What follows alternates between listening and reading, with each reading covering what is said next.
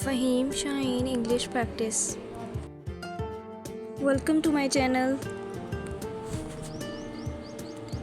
Welcome to another video.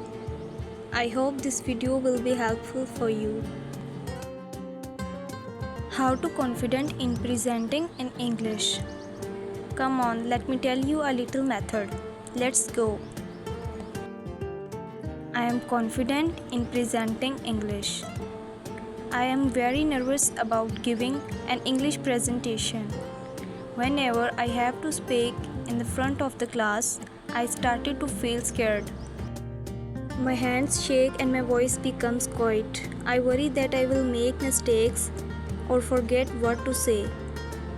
Now I am confident when presenting in English.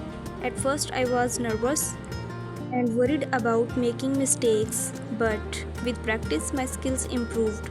I started by preparing my speech well and practicing in front of a mirror. This helped me become more comfortable with my words. I also practiced with friends, which feel me more at ease. Now when I stand in front of an audience, I feel calm and comfortable. I know that I can communicate my ideas clearly.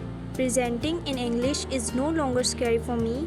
Instead, it has become an exciting challenge that I enjoy.